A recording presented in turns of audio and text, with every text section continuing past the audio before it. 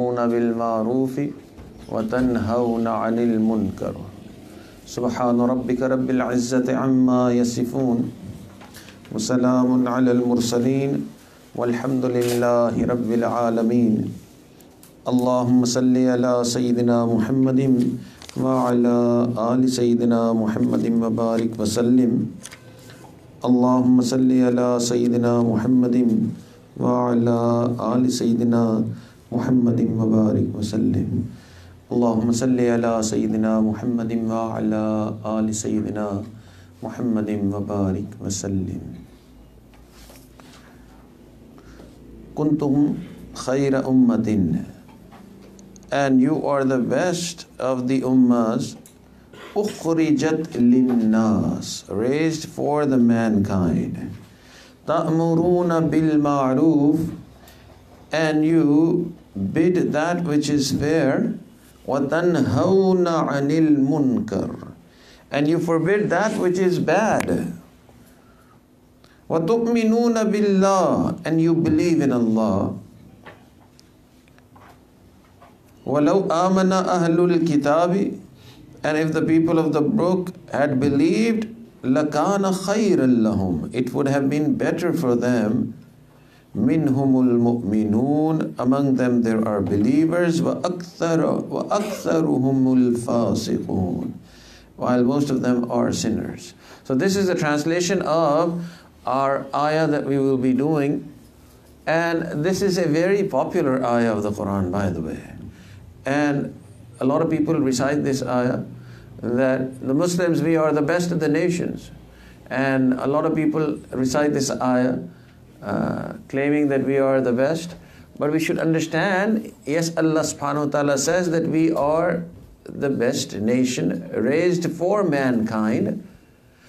And there is a reason why Allah calls us the best of the ummahs, the best of the nations.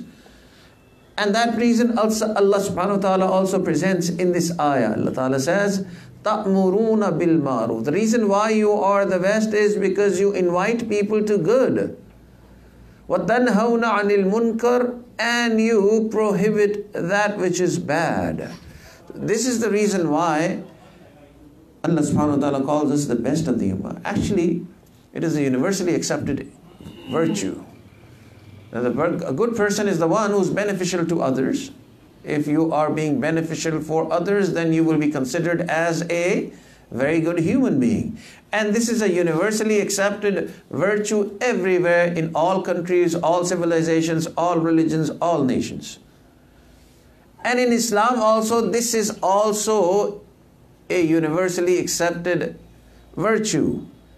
In fact, in Islam, being beneficial for others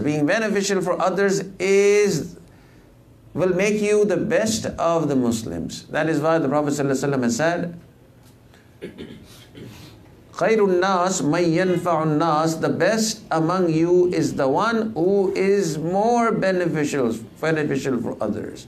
So if you are being beneficial for others, not only universally you are being accepted as a very good person, even in the eyes of Allah subhanahu wa ta'ala, if you are of benefit to others, then you are you're accepted as in the eyes of Allah and also in the eyes of humanity. I was reading something just a couple of days ago, and it was a very recent scientific research. And in that scientific research, they've said the altruistic nature inside of you will make you more happy in this world. And they did some research on maybe a few thousand people, and they came to this conclusion that if you are beneficial for others, if you think about others, if you do favors to others, and you are concerned about others, then you will be happier in this world. So this is this is a huge research which confirms that Allah's special mercy is on the person who is beneficial for others. Our situation is that humans by nature, they want to benefit themselves. And the deen teaches that you benefit others, and the way, if you benefit others, then it is going to help you in this world and in the akhirah. Now, being beneficial to others can be two things, right? You can be beneficial for people in this world, or you can be of benefit for them for the akhirah, right? So for example, if you give somebody, a poor person, some money or something to eat, you are being beneficial for him in this world, right? And if you teach somebody the Quran, if you teach him how to pray, if you teach him, how to fast, or if you teach him to stay away from sins, now you are caring about his akhirah. So you're being beneficial for him for the akhirah. So these are the two types of benefits that you can give to other people. Now we'll talk about the first one. And the deen of Islam actually tells you to be beneficial for others in both ways. So some people just think that, okay, if I want to be beneficial to others and I'm a very, very staunch Muslim, then the only way I can be of benefit to others is if I teach him the Quran. That's the only way he can, and that's the only benefit that he should care about. No. The deen of Islam says that even being beneficial for others in this world is also very humongous in the eyes of Allah. So in a Sahih Hadith it comes that there was a woman and in Bani Israel, and she was a very she was a very bad woman. She used to earn through fornication. She was a prostitute, and this is what she did all along throughout her life. This was her means of earning, prostitution. So there was no ibadat, there was no thinking of Allah, there was no remembrance of Allah, there was nothing in his life. It was just filled with sins and disobedience of Allah. Now, what she did towards the end of her life, there was a very thirsty dog that came along close to her house. And she saw that nobody is thinking about this dog, and the dog looks very thirsty and it was very hot. So she went inside of her house and she brought, a bowl of water or something like that, or a pot of water, and she fed just water to this dog. And she was being beneficial to this dog. I mean, she thought this is what she should do.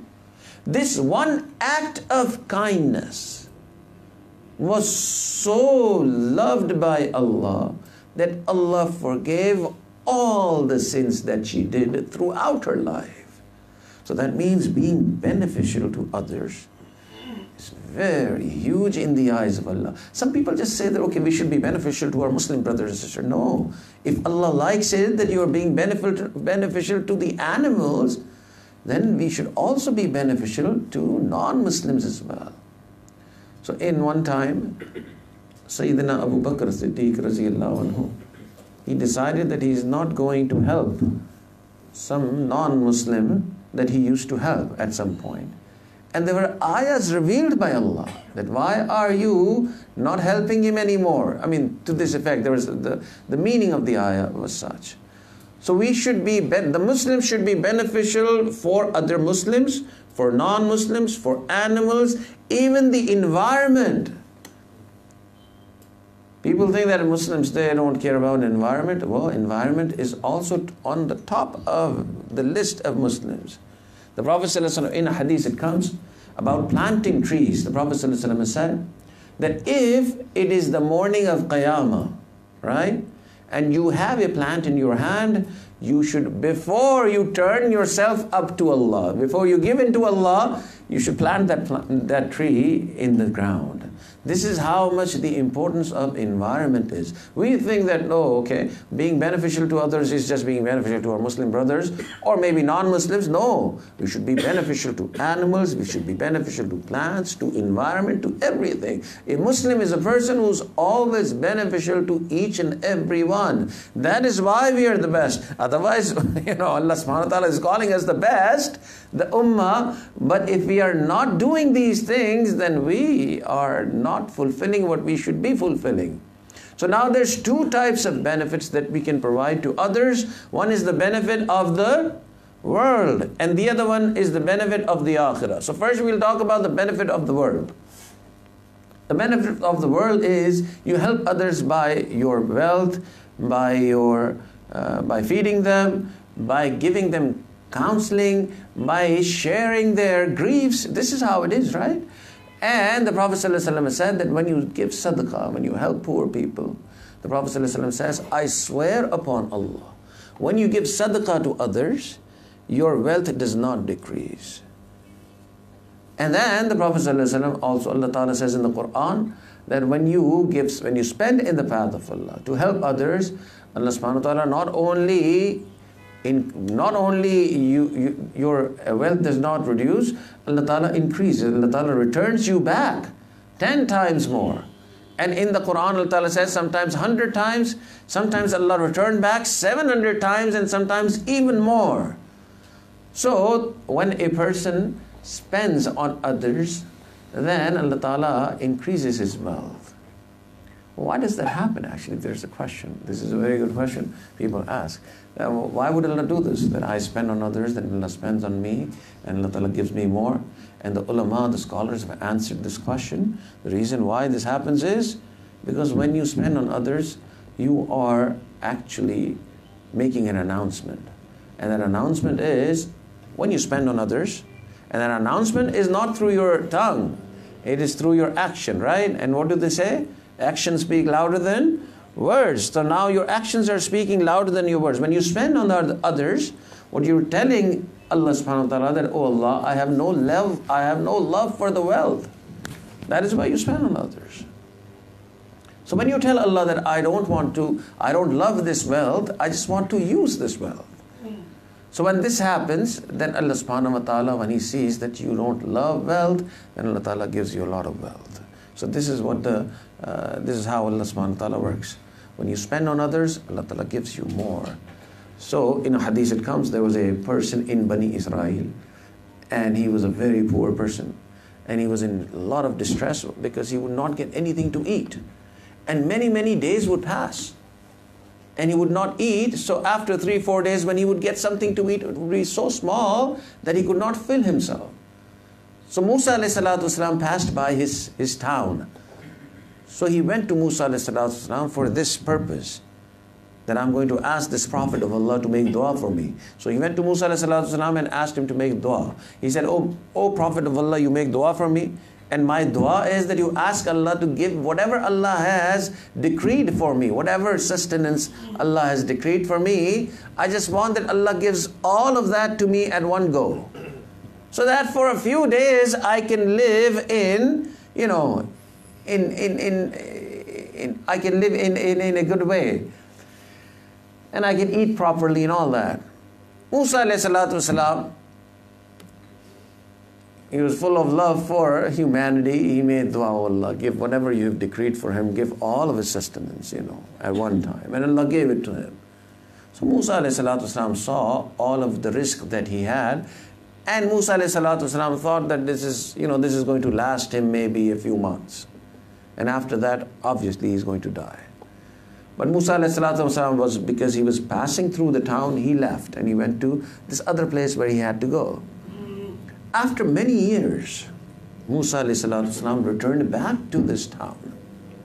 When he came back, he remembered that there was this, poor man who asked me to make dua. Let me find out if he's alive or not, because his sustenance was a few months. Now it has been a few years, so he has probably died now. So Musa ﷺ went on looking for this man, and Allahu Akbar, he heard that this man is alive.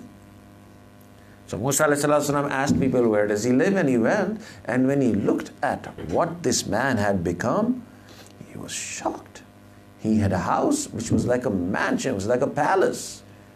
And he had so many animals used for transport, and he had so many servants and so many slaves, and it was like, he lived like a king. And Musa ﷺ was shocked that this man who did not even have food to eat, look at the state in which he's living. And out of this shock, Musa ﷺ turned to Allah. Oh Allah, this man was so poor, and his sustenance for the whole of his life was so little, and he's living like a king. How did this happen, my Lord? And Allah subhanahu wa ta'ala sent a wahi on Musa ﷺ. That, oh my dear Musa, that his sustenance was for a few months, but he started spending on others. When he started spending on others, I returned back multiplied. And till he is going to keep on spending on others, I will multiply it for him and I will return it back to him. So the Muslim is by definition beneficial to others in terms of this world as well. In fact, Allah subhanahu wa ta'ala says that you cannot become pious. لَن تَنَالُوا الْبِرَّ. And those who understand Arabic, when it says لَن تَنَالُوا الْبِرَّ, it means you can never, never, never become pious. This is what the translation is. You can never, never, never become pious حَتَّى تُنْفِقُوا, till you spend that which you love. So till you spend, you cannot become pious. So after all of this, a Muslim by definition has to be beneficial to others. That is why our country, Pakistan, is a very poor country compared to other countries. But the amount of charity is, we are number 6 in the whole world in terms of giving charity. Why? Because Muslims by definition, they have to be beneficial to others in terms of this world as well. In a hadith it comes, when you help others, Allah is constantly in your help. So if you want Allah's help to be with you, the best way is to keep on helping others. So one, you help others in terms of money. But others is helping others in any way that you can help. Sometimes somebody wants a good opinion from you, that is also help. Sometimes some old man wants you to hold his hand because he's going to fall, that is also help. And where does this help start from? The help starts from home. Sometimes people think that, yes, when I go outside and when I see poor people and other people, those people I should help. When I come home, my parents should help me. And my brothers and sisters should help me. No, this is not how it is. You should first start from helping your brothers and sisters and parents and relatives, and then you move on to other people. So Muslim by definition is a person who helps his own family, and then also he helps other people outside of his family. So somebody asked the Prophet ﷺ, "Oh Prophet of Allah, I have some money and I want to give it in sadaqah. So should I give it to my close relatives or should I give it to people outside of my family? Because if I give it to my close relatives, it would feel that as if I haven't given this sadaqah out, right? If I give it to my brother, or if I give it to my nephew, or if I give it to my uncle, then it seems that I have not given it out. So, O Prophet of Allah, should I give it to people inside of my family or should I give it to people outside of my family?" And the Prophet ﷺ has replied that if you give to people who are inside of your family, your reward is going to be double. One, you'll get the reward of giving sadaqah. Second, you will get the reward of mending ties, bonding with your family. So to spend on your family is the best type of sadaqah. So when you start spending or helping others, it should start from home. It should not be that, okay, I am going in this volunteer program to help these poor people, and when you come home, you don't want to help anybody in the house. This is not how it should be. You should start doing this in your house. The Prophet ﷺ used to help Aisha radhiyallahu anha in the house, in cooking, in making bread, in mending, the clothes and all these things, these small things. Just imagine the Prophet of Allah, the one for whom Allah has created this whole world. And he's doing all these things in the house. So when you're in the house, you should be helping others first, and then you should help people outside of your house. So now, Muslim is beneficial. Allah Ta'ala says, you are the best. Why are the Muslims the best in the Quran? Because they are beneficial for others in the world. Now, this hadith is the last one here. When you take a step to help others, this is my favorite hadith. That's why I mention it a lot of time. When you take, in the hadith it comes, when you take a step to help anyone, Allah subhanahu wa ta'ala, as soon as you take this first step, Allah subhanahu wa ta'ala gives birth to, creates an angel. And that angel starts worshipping Allah and will continue to worship Allah till the day of judgment.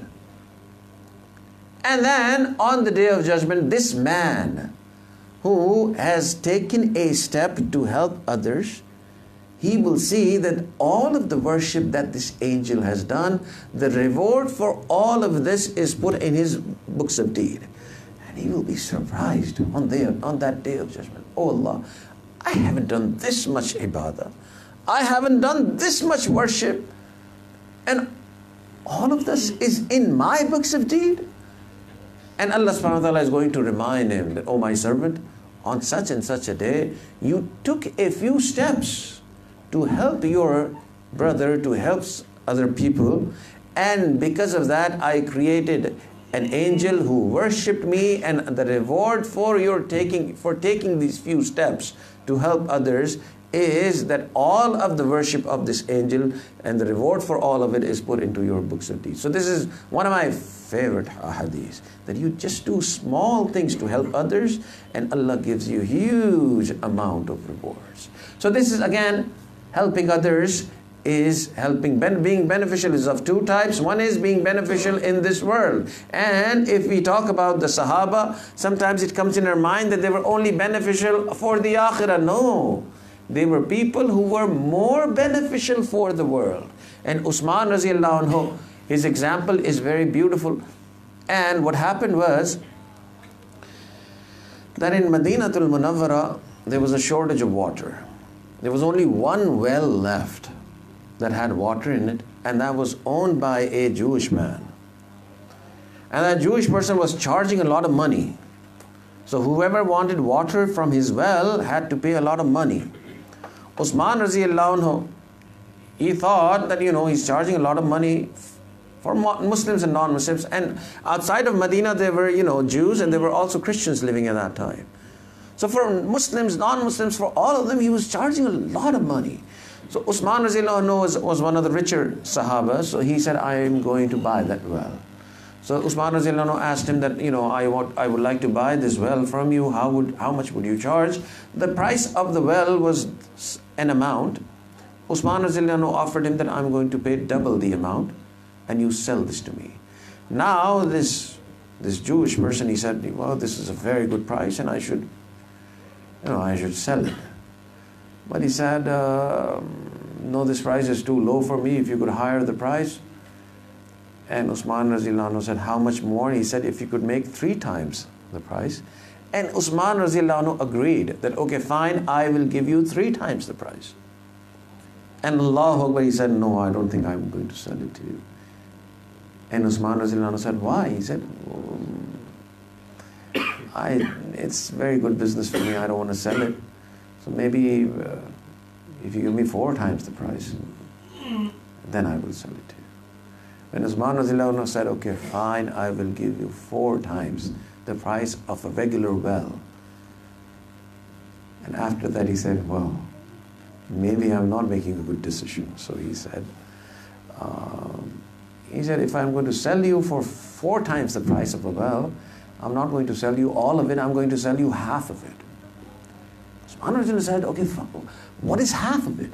He said, half of it is that one day you are going to use it and one day I am going to use it. So he said, at least I should have, half the business with me and half I will sell. So I will sell you at the price of 4 times the price of a well, but you will get only half the well. Usman said, okay, fine, done. So it was done. So the Jewish man also became very happy that I'm going to get the 4 times the amount, and still I get to keep the property, half of the property at least. So he kept on charging. He said, I will still charge. And one day Usman radiallahu anhu had the well, and the other day he had the well. And what Usman radiallahu anhu did was, he said, on my day, everyone can come and take water for free. On his day, the water was very pricey. So now even the Muslims and non-Muslims, they would come and get water on the day of Usman radiallahu anhu. So on his day, he had no customers, 0 customers. So for a few months, he said, okay, all of my business has gone down. So he said to Usman radiallahu anhu, do you want to buy the rest of it?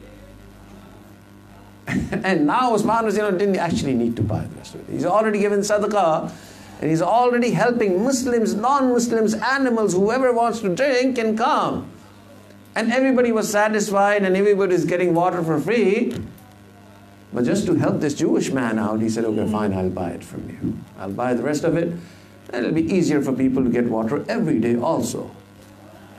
So Usman Razillah said, okay, how much will you charge? Now, this was of no use to him. And he said, how about 4 times the price? And Usman Razillah said, okay, 4 times the price. And Usman Razillah bought the whole well, 8 times the price, and he gave it out to Sadaqah. He said, everyone in Madinatul Munawwara can drink from this well. So this is how Muslims are. This is how we should be. And this is what Allah Ta'ala says, that this is what the good nation is, the best of the ummah, that they are beneficial for others in this world, and they're also beneficial to others in the akhirah. So now we've talked about being beneficial in this world. Now how are we beneficial in the akhirah?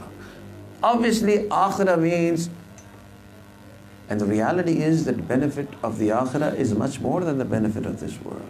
Because in this world, according to Quran, we'll be living for a few days. And the akhirah is forever. So whatever benefit we give to others for the akhirah is actually a much, much more benefit. The reason why we don't realize that it is a bigger benefit is because we don't see that benefit. The benefit of this world we can see, the benefit of the akhirah we cannot see. So that is why we think that the benefit of this world is much heavier than the benefit of the akhirah. Actually, it is the other way around. So now that is why the Prophet ﷺ also gave, also emphasized that we should be beneficial to people in the akhirah as well. That is why he said, the best one among you is the one who teaches the Quran and who learns the Quran. So the one who teaches the Quran is the best person. And the one who learns the Quran is also the best. So according to this hadith, we are sitting here in this Quran class, subhanallah, all of us now are, according to this hadith, learning the Quran and teaching the Quran. So this is, mashallah, a good thing for all of us, and we should thank Allah that we are in some way or the other, that we are involved in learning and teaching the Quran. But then there are levels, right?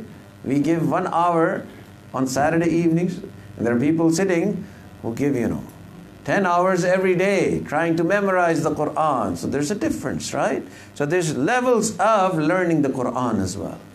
The second hadith is to learn the deen. The Prophet ﷺ said that those people who become scholars and alims, the ulama, they are the heirs of the Prophet. They are the heirs of the Prophet. So they are people who inherit the wealth of the Prophet. And what is the wealth of the Prophets? It is the nur of the ilm. It is the knowledge, right? So this ummah has been beneficial to others in terms of the world and in terms of the akhirah. Imam Muhammad rahimahullah was a very big sheikh, very big scholar of his time. Imam Shafi'i rahimahullah was also a very big scholar of his time. Once Imam Shafi'i came to Imam Muhammad. Imam Muhammad was his teacher. He used to teach him the Quran and Hadith and a lot of different disciplines in Islam. So Imam Shafi'i was very fond of Imam Muhammad, and he had very high respect for him. And Imam Shafi'i used to think that there was no one as big a scholar as Imam Muhammad rahimahullah.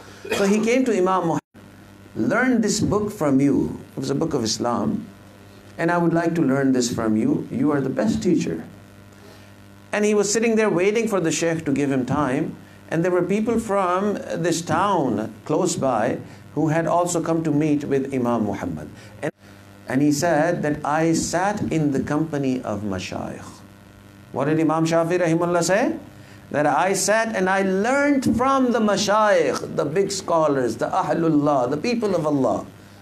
So I spent a lot of time in their company and I learned 2 things from them. I spent a lot of time in the company of the mashayikh and I learned how many things? 2 things from them. He said the first thing I learned from them was this time is a sword. What did I learn? The time is a sword. If you are not going to use this sword is going to cut you. This is the first thing.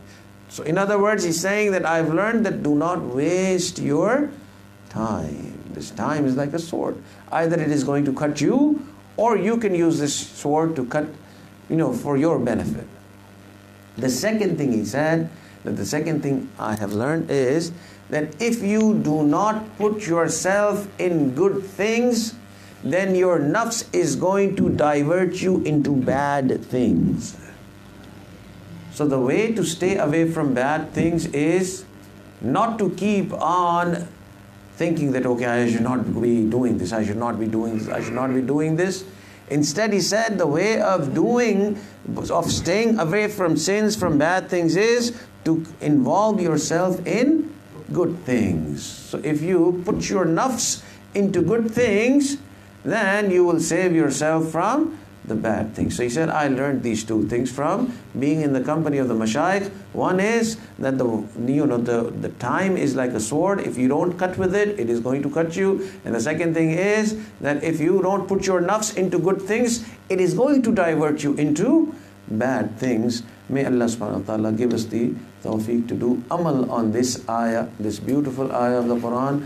I will do the translation one more time. أعوذ بالله من الشيطان الرجيم بسم الله الرحمن الرحيم كنت خير أمة أخرجت للناس تأمرون بالمعروف. You are the best of the nations raised. You are the best of the ummah raised for the people. تأمرون بالمعروف. You order people to do good. وتنهون عن المنكر. And you forbid that which is bad. وتؤمنون بالله. And you believe in Allah. وَلَوْ آمَنَ أَهْلُ الْكِتَابِ. And if the Ahl al-Kitab, the people of the book, if they had brought Iman, لَكَانَ خَيْرًا لَهُمْ. Then it would have been better for them. مِنْهُمُ الْمُؤْمِنُونَ. And among them are believers. وَأَكْثَرُهُمُ الْفَاسِقُونَ. And most of them are sinners. So we'll stop here.